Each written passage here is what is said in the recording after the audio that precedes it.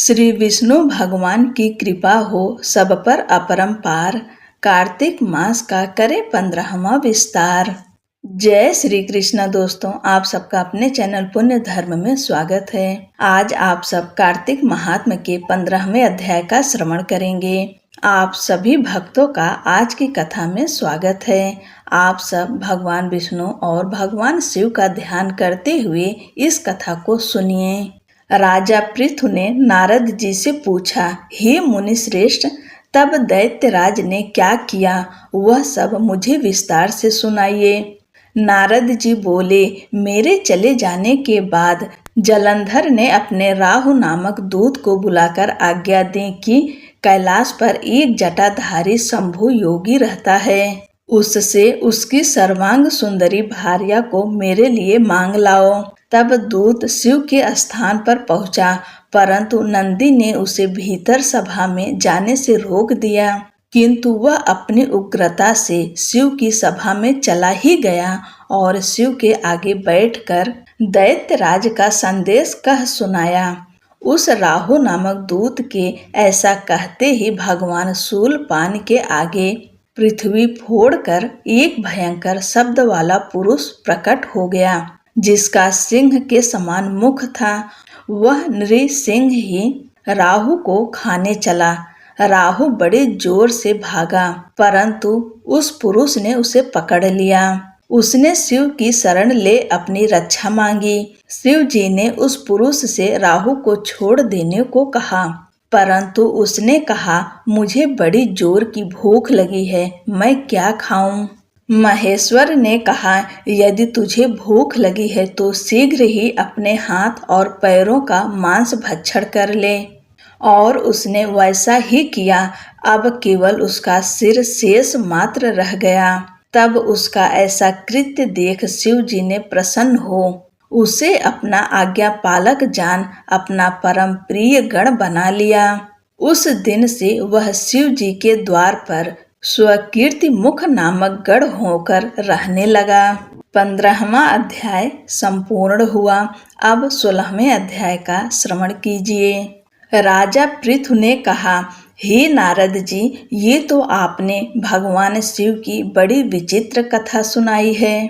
अब कृपा करके आप यह बताइए कि उस समय राहु उस पुरुष से छूटकर कहाँ गया। नारद जी बोले, उससे छूटने पर वह दूत बर्बर नाम से विख्यात हो गया और अपना नया जन्म पाकर वह धीरे धीरे जलंधर के पास गया। वहां जाकर उसने शंकर की सब चेष्टा कही। उसे सुनकर दैत्यराज ने सब दैत्यों को सेना द्वारा आज्ञा दी। लेनिम और शुंभ निशुंभ आदि सभी महाबली दैत्य तैयार होने लगे। एक से एक महाबली दैत्य करोड़ों करोड़ों की संख्या में निकल युद्ध के लिए जुट पड़े। महाप्रतापी सिंधु पुत्र शिव जी से युद्ध करने के लिए निकल पड़ा। आकाश में मेघ छा गए और बहुत अपशकुन होने लगे। शुक्राचार्य और कटे सिर वाला राहु सामने आ गए। उसी समय जलंधर का मुकुट खिसक गया, परंतु वह नहीं रुका। उधर इंद्रादि सब देवताओं ने कैलाश पर शिव जी के पास पहुंचकर सब वृत्तांत सुनाया और यह भी कहा कि आपने जलंधर से युद्ध करने के लिए भगवान विष्णु को भेजा था। वह उसके वशवर्ती हो गए हैं और विष्णु जी लक्ष्मी सहित जलंधर के अधीन हो उनके घर में निवास करते हैं। अब देवताओं को भी वहीं रहना पड़ता है। अब वह बलि सागर पुत्र आपसे युद्ध करने आ रहा है, अतएव आप उसे मारकर हम सबकी रक्षा कीजिए। यह सुनकर शंकर जी ने विष्णु जी को बुलाकर पूछा, हे ऋषिकेश, युद्ध में आपने जलंधर का संहार क्यों नहीं किया और बैकुंठ छोड़ आप उसके घर में कैसे चले गए। यह सुनकर विष्णु जी ने हाथ जोड़कर नम्रता पूर्वक भगवान शंकर से कहा, उसे आपका अंशी और लक्ष्मी का भ्राता होने के कारण ही मैंने नहीं मारा। यह बड़ा वीर और देवताओं से अजय है। इसी पर मुग्ध होकर मैं उसके घर में निवास करने लगा हूँ। विष्णु जी के इन वचनों को सुनकर शंकर जी हंस पड़े। उन्होंने कहा, हे विष्णु, आप यह क्या कहते हैं? मैं उस दैत्य जलंधर को अवश्य मारूंगा। अब आप सभी देवता जलंधर को मेरे द्वारा ही मारा गया जान अपने स्थान को जाइए। जब शंकर जी ने ऐसा कहा तो सब देवता संदेह रहित होकर अपने स्थान को चले गए। इसी समय पराक्रमी जलंधर अपनी विशाल सेना के साथ पर्वत के समीप आ कैलाश को घोर सिंहनाद करने लगा। दैत्यों के नाद और कोलाहल को सुनकर शिव जी ने नंदी आदि गणों को उससे युद्ध करने की आज्ञा प्रदान की। कैलाश के समीप भीषण युद्ध होने लगा। दैत्य अनेकों प्रकार के अस्त्र शस्त्र बरसाने लगे। भेरी, मृदंग, शंख और वीरों तथा हाथी, घोड़ों और रथों के शब्दों से शाब्दित हो पृथ्वी कांपने लगी। युद्ध में कटकर मरे हुए हाथी, घोड़े और पैदलों का पहाड़ लग गया। रक्त मांस का कीचड़ उत्पन्न हो गया। दैत्यों के आचार्य शुक्र जी अपनी मृत संजीवनी विद्या से सब दैत्यों को जिलाने लगे। यह देखकर शिव जी के गण व्याकुल हो गए और उनके पास जाकर सारा वृत्तांत सुनाया। उसे सुनकर भगवान रुद्र के क्रोध की सीमा न रही। फिर तो उस समय उनके मुख से एक बड़ी भयंकर कृत्या उत्पन्न हुई, जिसकी दोनों जंघाएं ताल वृक्ष के समान थी। वह युद्ध भूमि में जा सब असुरों का चमरण करने लग गईं और फिर वह शुक्राचार्य के समीप पहुंची। शीघ्र ही वह स्वयं भी अंतर्ध्यान हो गईं। शुक्राचार्य के गुप्त हो जाने से दैत्यों का मुख मलिन पड़ गया और वे युद्ध भूमि को छोड़ भागे। इस पर शुंभ, निशुंभ और कालनेमि आदि सेनापतियों ने अपने भागते हुए वीरों को रोका। शिव जी के नंदी आदि गणों ने भी, जिसमें गणेश और स्वामी कार्तिकेय जी भी थे, दैत्यों से भीषण युद्ध करना आरंभ कर दिया। 16वां अध्याय संपूर्ण हुआ।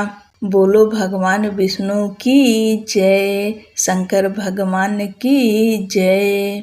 श्री तुलसी चालीसा। श्री तुलसी महारानी करो विनय सिर नाय, जो मम हो संकट विकट दीजय मात नसाय। नमो नमो तुलसी महारानी, महिमा अमित न जाय बखानी। दियो विष्णु तुमको सन्माना, जग में छायो सुयस महाना। विष्णु प्रिया जय जयति भवानी, तिहु लोक की हो सुख खानी।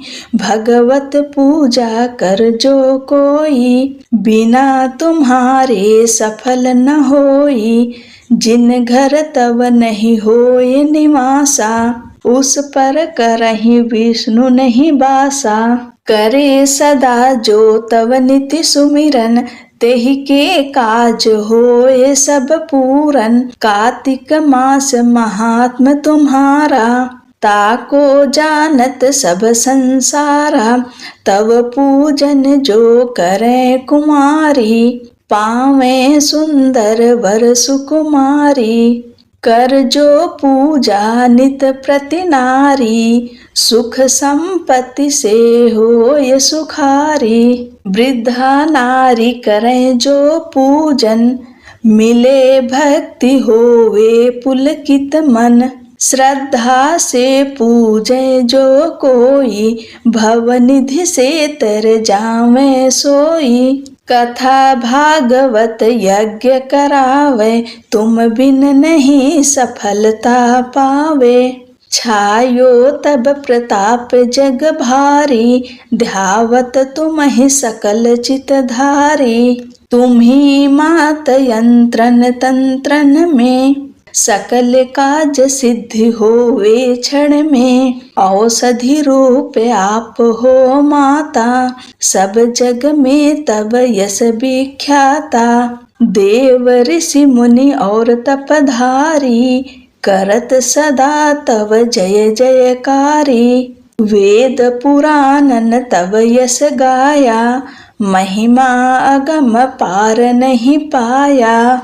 नमो नमो जय जय सुख कारणी, नमो नमो जय दुख निवारणी, नमो नमो सुख संपत्ति देनी, नमो नमो अघ काटन छेनी, नमो नमो भक्तन दुख हरणी, नमो नमो दुष्टन मद छेनी, नमो नमो भव पार उतारणी, नमो नमो परलोक सुधारणी, नमो नमो निज भक्त उबारणी, नमो नमो जन काज सवारणी, नमो नमो जय कुमति नसामनि, नमो नमो सब सुख उपजामनि, जयति जयति जय तुलसी माई, ध्याऊं तुमको शीस नमाई,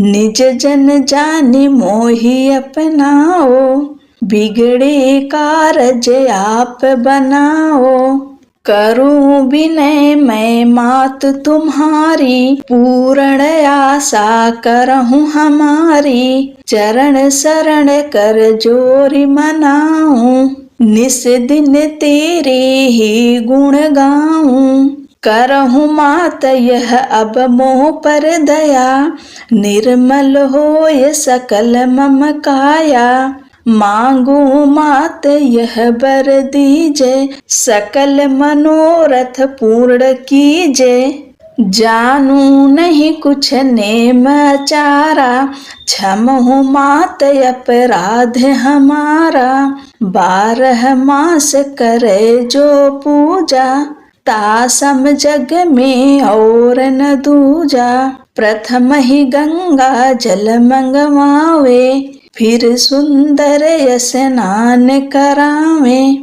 चंदन अक्षत पुष्प चढ़ावे, धूप दीप नैवेद्य लगावे, करे आचमन गंगा जल से, ध्यान करे हृदय निर्मल से, पाठ करे फिर 40 की, स्तुति करे मात तुलसा की, यह विधि पूजा करे हमेशा, ताकि तन नहीं रहे क्लेशा, करे मास कार्तिक का साधन, सोवे नित पवित्र सिद्ध हुई जाहि, है यह कथा महासुखदाई, पढ़े सुने सो भवतर जाई। यह श्री तुलसी चालीसा पाठ करे जो कोय, गोविंद सो फल पावहीं जो मन इच्छा होय। बोलो तुलसी महारानी की जय। तुलसी माता की आरती। जय जय जय जय जय तुलसी माता, सब जग की सुखदाता।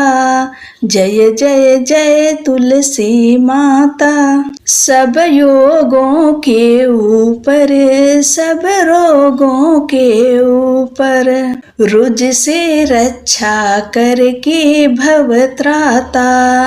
जय जय जय तुलसी माता, बटुपुत्री हे श्यामा, सुरबल्ली हे ग्राम्या, विष्णु प्रिय जो तुमको सेवे, सो नर तर जाता। जय जय जय तुलसी माता, हरि के शीस विराजत त्रिभुवन से हो वंदित, पतित जनों की तारणी तुम हो विख्याता। जय जय जय तुलसी माता, लेकर जन्म विजन में आई, दिव्य भवन में, मानव लोक तुम्ही से सुख संपत्ति पाता। जय जय जय तुलसी माता, हरि को तुम अति प्यारी, श्याम वरुण कुमारी, प्रेम जब है उनका तुमसे कैसा नाता। जय जय जय जय जय तुलसी माता, सब जग की सुखदाता। जय जय जय तुलसी माता।